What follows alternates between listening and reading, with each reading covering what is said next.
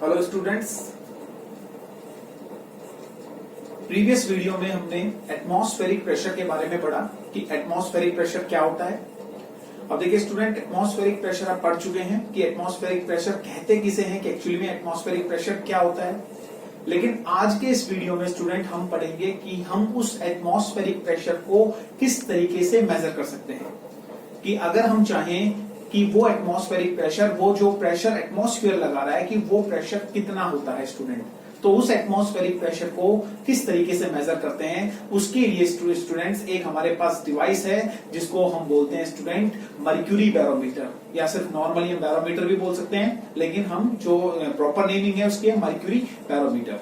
तो mercury barometer student देखिए बहुत ही सिंपल तरीके से हम इसको बना भी सकते हैं और बहुत ही इजीली हम इससे एटमॉस्फेरिक प्रेशर की वैल्यू को कैलकुलेट कर सकते हैं।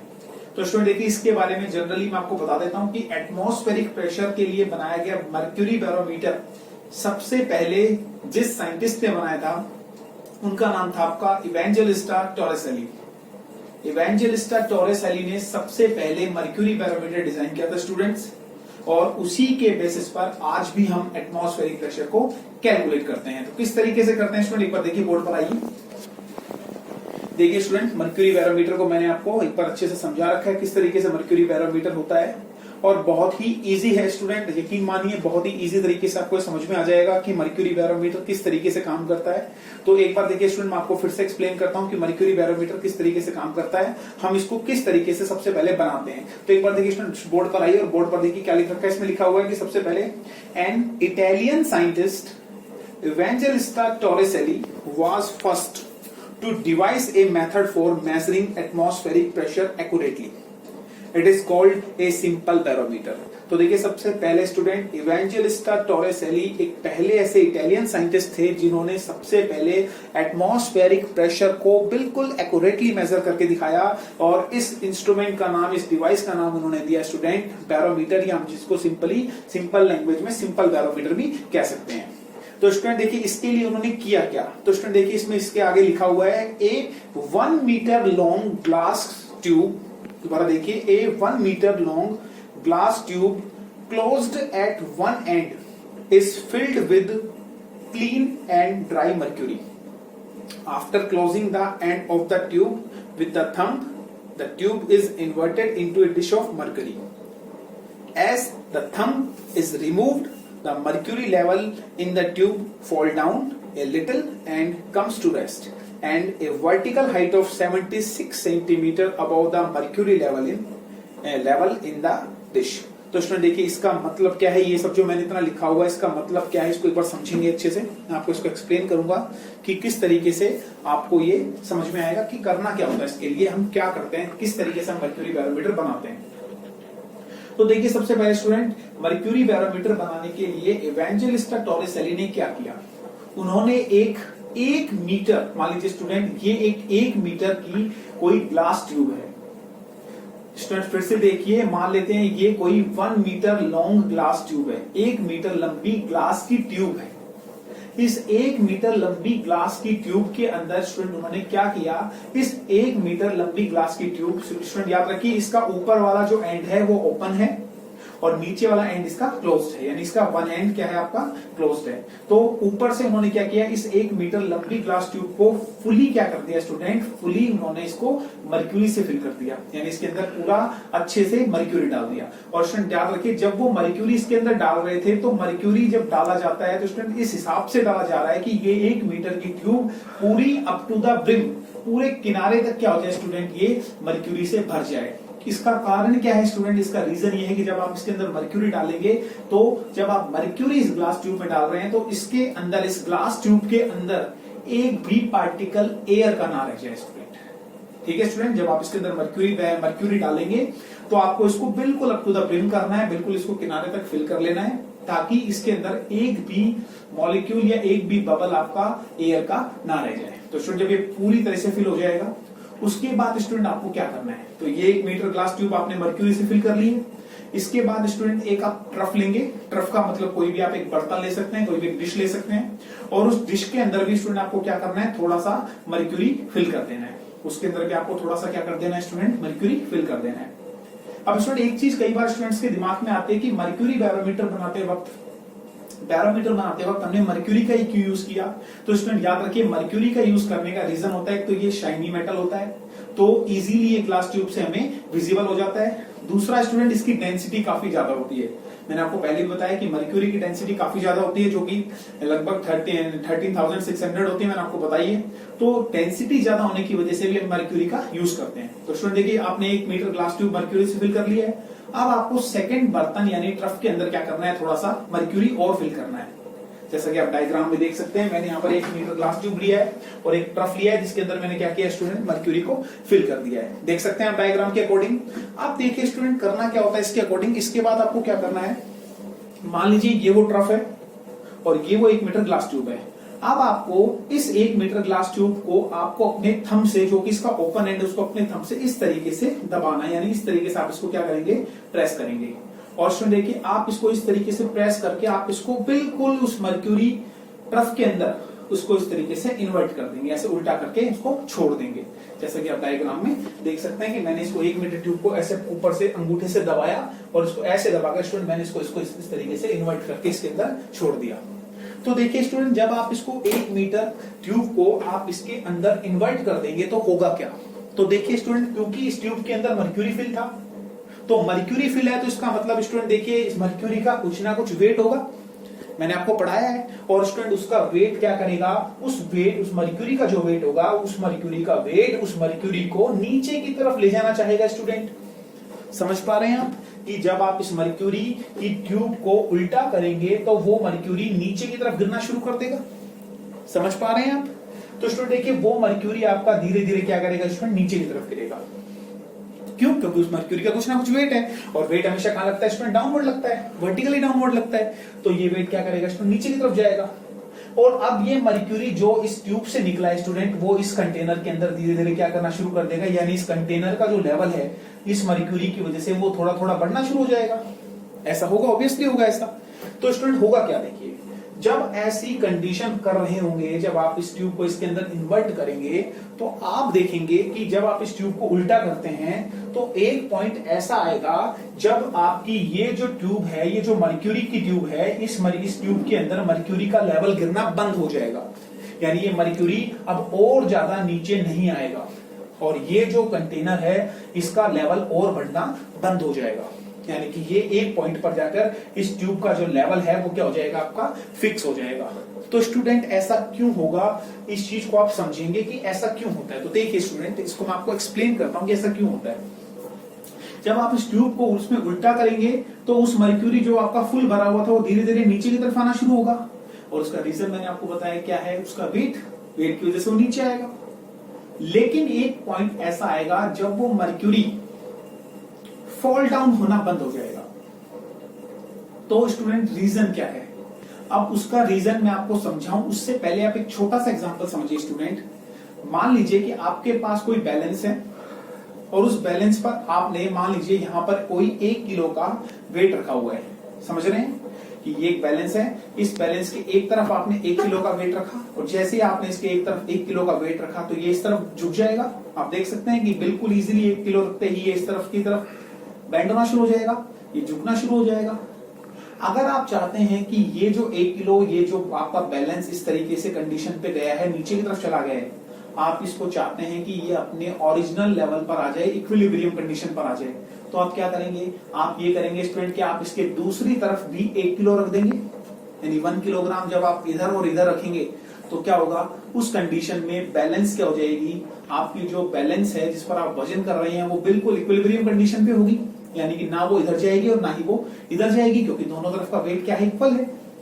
सेम कंडीशन स्टूडेंट आपके इस मर्क्यूरी बैरोमीटर में होती है कि जब मर्क्यूरी का लेवल धीरे धीरे नीचे की तरफ गिरता है तो एक कंडीशन ऐसी आती है कि बाहर का जो एटमॉस्फेयर का प्रेशर है, बाहर जो एटमॉस्फेयर के मॉलिक्यूल्स हैं, वो मॉलिक्यूल्स उस ट्रफ वाले मर्क्यूरी को, उस बर्तन वाले मर्क्यूरी को दबाना शुरू करते हैं, और दबाते दबाते स्टूडेंट एक कंडीशन ऐसी हो जाती है कि उस ट्यूब का जो लेवल है वो गिरना क्या हो जाता है स्टूडेंट, बंद हो जाता है। एक बार देखिए बोर्ड पर आइए, मैं समझाता हूं आपको इसका मतलब क्या है। देखिए मान लीजिए स्टूडेंट फिलहाल शुरू में एक बार मान लेते हैं कि ये जो फिलहाल के लिए जो लेवल था शुरुआत में वो यहां तक ऊपर तक था, लेकिन धीरे धीरे उल्टा करने से इसका लेवल इतना रह गया, देख पा रहे हैं कि मर्क्यूरी इतना रह गया।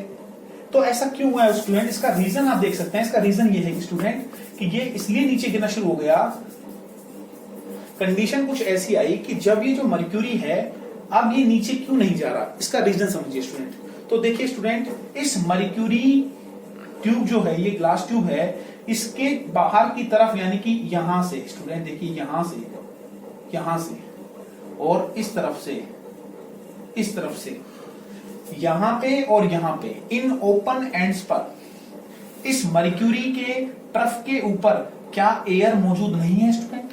क्या आप मुझे बताइए, इनके एंड्स पर, यहां पर और इस जगह पर एयर मौजूद नहीं है?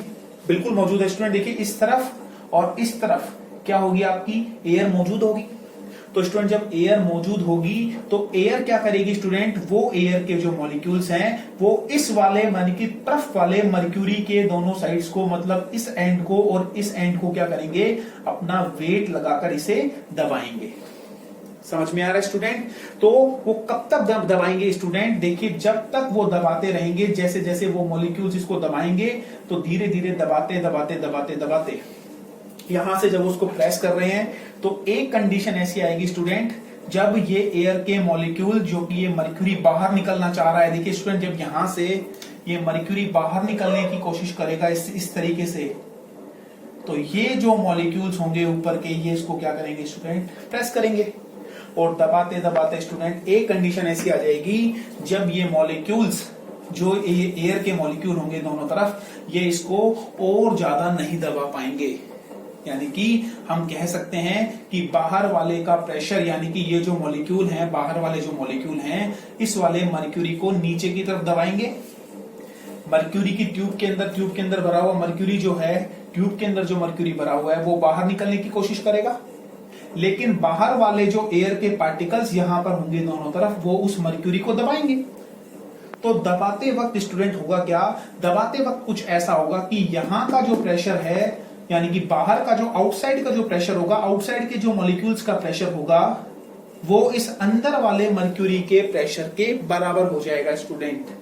समझ पा रहे हैं? अब आप अच्छे से समझ पा रहे होंगे कि ये जो मर्क्यूरी है वो अब और ज्यादा निकलना बंद कर देगा, और उसका सबसे अच्छा रीजन यही है कि ये जो बाहर के मॉलिक्यूल्स होंगे, जो बाहर वाले मॉलिक्यूल्स होंगे, वो इस वाले अंदर वाले मर्क्यूरी ट्यूब से निकलने वाले मर्क्यूरी को अब और बाहर नहीं निकलेंगे। यानी कि वो ये मर्क्यूरी की ट्यूब से निकलने वाला मर्क्यूरी बाहर आना चाहेगा, लेकिन ये जो मॉलिक्यूल्स हैं एयर के, ये इसको क्या करेंगे स्टूडेंट, दबाएंगे। और दबाते वक्त स्टूडेंट होगा ये कि यहाँ का जो प्रेशर है और यहाँ का जो प्रेशर है वो दोनों क्या हो जाएंगे स्टूडेंट, इक्वल हो जाएंगे। मतलब अगर मैं कहूं कि ये एक पॉइंट है और ये एक पॉइंट है, तो दोनों पॉइंट पर क्या हो जाएंगे स्टूडेंट, प्रेशर की वैल्यू आपकी बराबर हो जाएगी। और ये सेम उसी तरीके से जिस तरीके से मैंने आपको बैलेंस का एग्जांपल दिया कि अगर एक तरफ मैं वेट रखता हूं और दूसरी तरफ भी 1 किलो रखता हूं, तो दोनों क्या हो जाएंगे, बराबर। और उसका रीजन यही होगा कि यहाँ का जो मॉलिक्यूल्स का वेट होगा अंदर वाले मर्क्यूरी के वेट के बराबर हो जाएगा। हम ये भी कह सकते हैं कि यहाँ के जो एटमॉस्फेरिक प्रेशर के मॉलिक्यूल्स का जो प्रेशर होगा वो अंदर वाले मर्क्यूरी के प्रेशर के बराबर हो जाएगा। समझ पा रहे हैं स्टूडेंट? बड़ा ही इजी है। तो उस कंडीशन में देखिए स्टूडेंट, हम फिर किस तरीके से कैलकुलेट करें, हम किस तरीके से पता लगाएं कि ये एटमॉस्फेरिक प्रेशर कितना है। तो स्टूडेंट उस कंडीशन में आपको सबसे पहले ये देख लेना है कि ये जो मर्क्यूरी की ट्यूब है इसके अंदर अब मर्क्यूरी कितना भरा हुआ रह गया है। तो स्टूडेंट देखिए, हम देख पा रहे हैं कि ये मर्क्यूरी सिर्फ इतना रह गया है फिलहाल के लिए, और इस मर्क्यूरी को जब हम स्केल पर देखेंगे तो हम देखते हैं कि ये जो स्केल है, इस स्केल में ये मर्क्यूरी अब सिर्फ 76 सेंटीमीटर तक रह गया है। ठीक है स्टूडेंट? अब स्टूडेंट एक चीज और देखिए, आपने इस ट्यूब को पूरी तरीके से मर्क्यूरी से फिल कर दिया था। तो पूरी तरीके से जब आपने मर्क्यूरी से फिल कर दिया था तो स्टूडेंट देखिए यहां पर जो जगह देखिए खाली हुई है, ये जो स्पेस है, इस स्पेस में स्टूडेंट याद रखिए एक भी मॉलिक्यूल एयर का नहीं होगा, एक भी एयर का मॉलिक्यूल इस जगह पर नहीं होगा। और इस कंडीशन में स्टूडेंट याद रखिए ये जो जगह होगी ये कहलाएगा आपका वैक्यूम, और वैक्यूम का मतलब ही होता है द एब्सेंस ऑफ एयर। तो इस कंडीशन में देखिए स्टूडेंट हमें यहाँ पर एक वैक्यूम मिलता है, और ये वैक्यूम बहुत ही अच्छा वैक्यूम माना जाता है, सबसे बेस्ट वैक्यूम है, क्योंकि इसके अंदर एक भी मॉलिक्यूल्स एयर का नहीं है। तो देखिए स्टूडेंट ये एक वैक्यूम है, अब कुछ स्टूडेंट्स के दिमाग में एक चीज और भी आ रही है कि देखिए स्टूडेंट सर कि जब यहाँ पर ये जो एयर के मॉलिक्यूल्स हैं इस मर्क्यूरी को दबा रहे हैं, इस ट्रफ में भरे हुए मर्क्यूरी को दबा रहे हैं, तो क्या ये इस ग्लास ट्यूब को नहीं दबाएंगे? तो स्टूडेंट देखिए, याद रखिए, ये ग्लास जो है वो एक सॉलिड होता है। ग्लास ट्यूब एक सॉलिड ट्यूब है और सॉलिड की नेचर होती है कि ये इनकंप्रेसिबल नेचर के होते हैं, कि ये इजीली दबते नहीं है। तो स्टूडेंट याद रखिए, ये जो एटमॉस्फेयर के प्रेशर के जो मॉलिक्यूल हैं वो इस ग्लास ट्यूब को नहीं दबा पाएंगे, ये सिर्फ ओनली इस बाहर वाले मर्क्यूरी को ही दबा पाएंगे। तो स्टूडेंट देखिए, इस कंडीशन में आप किस तरीके से एटमॉस्फेयर की प्रेशर की वैल्यू कैलकुलेट करें, क्योंकि आपको पता है कि अब ये मर्क्यूरी ना तो ग्लास ट्यूब से बाहर आ रहा है और ना ही इस ट्रफ के अंदर और ऊपर इसका लेवल ऊपर की तरफ चढ़ रहा है। तो इसका मतलब ये है कि ग्लास ट्यूब का और बाहर वाले पॉइंट का प्रेशर क्या हो चुका है स्टूडेंट? इक्वल हो चुका है। इसका मतलब अगर हम इस अंदर वाले प्रेशर को कैलकुलेट कर लें, इस ग्लास ट्यूब के प्रेशर को कैलकुलेट कर लें, तो इसका मतलब ये प्रेशर भी उसके बराबर हो जाएगा, क्योंकि दोनों इक्वल हो चुके हैं। एटमॉस्फेयर का प्रेशर और आपके मर्क्यूरी ट्यूब का प्रेशर बराबर हो चुका है। तो स्टूडेंट इस कंडीशन में आपको करना क्या है? अब देखिए स्टूडेंट, इस कंडीशन में आपको क्या करना है, एक चीज और याद रखिए स्टूडेंट, जो भी हम ये कैलकुलेशन कर रहे हैं, हमारी ये सारी की सारी कैलकुलेशन हम सी लेवल पर कर रहे हैं। सी लेवल पर कैलकुलेशन करने का रीजन स्टूडेंट देखिए क्या है। सी लेवल पर कैलकुलेशन हम स्टूडेंट इसलिए करते हैं क्योंकि सी जो होता है, जो ओशन का जो सी का जो लेवल होता है स्टूडेंट, वो आपका बिल्कुल इक्वल होता है। आप दूर दूर तक देखिए, आपको सी का लेवल एक जैसा मिलेगा, ना ही आपको कोई कह सकते हैं कि आप उसको ऊंचा या नीचा नहीं कह सकते हैं, वो बिल्कुल एक जैसा लेवल होता है। तो हम जो भी कैलकुलेशन कर रहे हैं, हमारी स्टैंडर्ड कैलकुलेशन कर रहे हैं, और स्टैंडर्ड कैलकुलेशन जो स्टूडेंट हम करते हैं वो हम कहां पर करते हैं? हम सी लेवल पर करते हैं, क्योंकि ओशियन दूर दूर तक कैसा रहता है स्टूडेंट? आपका एक जैसा रहता है। जबकि आप जमीन पर अगर इस कैलकुलेशन को करेंगे तो स्टूडेंट देखिए, अलग अलग एरियाज अलग अलग जगह पर होते हैं। कुछ शहर या सिटीज काफी ऊंचाई पर होती हैं सी लेवल से, और हम कह सकते हैं कुछ सी लेवल से नीचे होती हैं। तो हम कहेंगे जो भी हम कैलकुलेशन करेंगे वो कैलकुलेशन हम स्टैंडर्ड करेंगे, और स्टैंडर्ड कैलकुलेशन कहां पर करेंगे स्टूडेंट? सी लेवल पर करेंगे, क्योंकि वो आपका एक जैसा होता है, उसका लेवल चेंज नहीं होता है। तो स्टूडेंट देखिए, जब हमने इस कैलकुलेशन को सी लेवल पर किया तो हम देखते हैं कि एटमॉस्फेयर के अकॉर्डिंग जो इस मर्क्यूरी ट्यूब की हाइट गिरी है वो गिरकर कितनी रह गई है स्टूडेंट? इस ग्लास ट्यूब की हाइट कितनी रह गई है? वो हमने देखा कि वो हाइट आपकी 76 सेंटीमीटर रह गई है, या हम कह सकते हैं मिलीमीटर में 760 मिलीमीटर रह गई है। मतलब ये जो हाइट है वो आपकी कितनी रह गई है? 760 सेंटीमीटर रह गई है। तो देखिए स्टूडेंट, आपको इस मर्क्यूरी ट्यूब की हाइट पता चल चुकी है, हाइट आपको पता चल चुकी है। अब स्टूडेंट देखिए, अगर आपको हाइट पता है और इसके अंदर भरा हुआ जो मेटल है, इसके अंदर जो भरा हुआ जो लिक्विड है, वो लिक्विड कौन सा है स्टूडेंट? मर्क्यूरी है। और मर्क्यूरी की डेंसिटी भी आप जानते हैं, तो स्टूडेंट देखिए, प्रेशर आप इजीली कैलकुलेट कर सकते हैं कि हाइट की वजह से जो प्रेशर लगता है, तो उसका फॉर्मूला स्टूडेंट मैंने आपको बता रखा है कि प्रेशर ड्यू टू हाइट या ड्यू टू कॉलम की वजह से जो होता है वो कितना होता है स्टूडेंट? प्रेशर बराबर होता है आपका डेंसिटी ऑफ लिक्विड, यानी जो लिक्विड यहाँ पर क्या है? मर्क्यूरी है, इंटू हाइट ऑफ कॉलम यानी height of mercury column, into gravitational acceleration. ये आपने प्रीवियस वीडियो में पढ़ रखा है प्रेशर का फॉर्मूला। और देखिए इसमें मैंने लिख भी दिया है, प्रेशर बराबर आपका होता है रो जी एच। क्योंकि हम ये कैलकुलेशन एटमॉस्फेरिक प्रेशर की कर रहे हैं, तो यहाँ पर प्रेशर एटमॉस्फेयर लिख दिया मैंने, यानी atmospheric pressure is equal to rho g h. Rho क्या है student? Density of mercury. Density of mercury कितनी होती है स्टूडेंट? 13,600। ठीक है student, 13,600 into height of mercury column. Height of mercury column student कितना है? 76 सेंटीमीटर है। अच्छा, आप 76 को स्टैंडर्ड यूनिट यानी एसआई यूनिट में कन्वर्ट करिए, ये कितना आ जाएगा आपका? 0.76 मीटर, क्योंकि हम मीटर में करेंगे, एसआई यूनिट में कैलकुलेशन करेंगे, इंटू जी की वैल्यू आपको पता है स्टूडेंट कितनी होती है? 9.8। और जब आप इसको सोल्व करेंगे तो स्टूडेंट आपको कितना निकल कर आएगा? ये आपका आएगा लगभग 1,1325 पास्कल, यानी 101325 पास्कल। और स्टूडेंट देखिए, इसको 10⁵ में जब आप लिखेंगे तो कितना आ जाएगा? 1.013 इंटू 10⁵ पास्कल। तो बड़ा ही इजी था आपका ये मर्क्यूरी बैरोमीटर। और देखिए, अब आपने यहाँ से एटमॉस्फेरिक प्रेशर की वैल्यू कैलकुलेट कर ली है, जो कि कितनी आ रही है आपकी? 1.013 इंटू 10⁵ पास्कल। तो हम स्टूडेंट जनरली कह सकते हैं कि हमारे ऊपर जो एटमॉस्फेयर मौजूद होता है वो हमारे ऊपर कितना प्रेशर लगा रहा होता है स्टूडेंट? याद रखिए, वो हमारे ऊपर लगभग ऑलमोस्ट 1,00,000 पास्कल का प्रेशर लगा रहा होता है। इस चीज को आप याद रखिए कि हमारे ऊपर जो एटमॉस्फेयर मौजूद है वो हमारे ऊपर ऑलमोस्ट 1,00,000 पास्कल का प्रेशर लगा रहा होता है। समझ पा रहे हैं स्टूडेंट? अब देखिए स्टूडेंट, इस मर्क्यूरी बैरोमीटर के और किस तरीके से हम प्रेशर को कैलकुलेट कर सकते हैं। तो स्टूडेंट देखिए, इसमें हमने पढ़ा है pressure is equal to rho g h. क्योंकि हम मर्क्यूरी बैरोमीटर से कैलकुलेशन कर रहे हैं, तो मर्क्यूरी बैरोमीटर में density of the liquid change नहीं होने वाली है क्योंकि वो मर्क्यूरी ही रहेगा। इनटू ग्रेविटेशनल एक्सेलरेशन, आप अर्थ पर कहीं भी कैलकुलेशन कर रहे हैं तो जी की वैल्यू ऑलमोस्ट हर जगह सेम होगी। तो सिर्फ चेंज किस में आता है स्टूडेंट? तो सिर्फ चेंज आएगा आपका हाइट में। इस चीज को आप याद रखिए, सिर्फ चेंज किस में आएगा? आपका हाइट में चेंज आएगा स्टूडेंट। यानी कि आप सिर्फ हाइट को बोलकर भी, सिर्फ हाइट की वैल्यू देकर भी आप एटमॉस्फेरिक प्रेशर बता सकते हैं। फॉर एग्जाम्पल के लिए मान लीजिए स्टूडेंट कि मेरा कोई दोस्त या कोई फ्रेंड जो है वो शिमला में रहता है, तो मैंने उससे पूछा कि आप आज का वहां पर प्रेशर कितना है, आज का एटमॉस्फेरिक प्रेशर कितना है? तो स्टूडेंट उसने मुझे कहा आज का एटमॉस्फेरिक प्रेशर 550 मिलीमीटर है, या उसने मुझे कहा कि आज का जो है वो है 55 सेंटीमीटर है, 55 सेंटीमीटर एटमॉस्फेरिक प्रेशर है, या 550 मिलीमीटर प्रेशर है। तो इस तरीके से भी मैंने मेरे दूसरे दोस्त को फोन किया, मैंने राजस्थान में फोन किया, और राजस्थान वाले दोस्त से जब मैं बात करता हूं तो मुझे बताता है कि आज का जो एटमॉस्फेरिक प्रेशर है वो आपका 650 मिलीमीटर है। तो देखिए स्टूडेंट, दोनों में अंदर देखिए, शिमला वाला बता रहा है 550 मिलीमीटर और राजस्थान वाला बता रहा है 650 मिलीमीटर। तो देखिए स्टूडेंट, यहां से हमने क्या किया, यहां से सिर्फ हमें हाइट बतानी पड़ी, यानी हमें जी की वैल्यू हमने ऑलमोस्ट कांस्टेंट मान ली है क्योंकि मर्क्यूरी बैरोमीटर है तो डेंसिटी ऑफ मर्क्यूरी आपकी फिक्स है। तो सिर्फ हाइट की वैल्यू से भी हम क्या बता सकते हैं, आपका एटमॉस्फेरिक प्रेशर की वैल्यू को बता सकते हैं। समझ पा रहे हैं स्टूडेंट? जहां पर हाइट की वैल्यू ज्यादा आएगी क्यों, वहां पर एटमॉस्फेरिक प्रेशर भी ज्यादा होगा, और जहां हाइट की वैल्यू कम आएगी वहां एटमॉस्फेरिक प्रेशर भी आपका कम होगा। तो स्टूडेंट, आप समझ पा रहे हो किस तरीके से एटमॉस्फेरिक प्रेशर की कैलकुलेशन होती है। बड़ा ही इजी होता है एटमॉस्फेरिक प्रेशर को कैलकुलेट करना।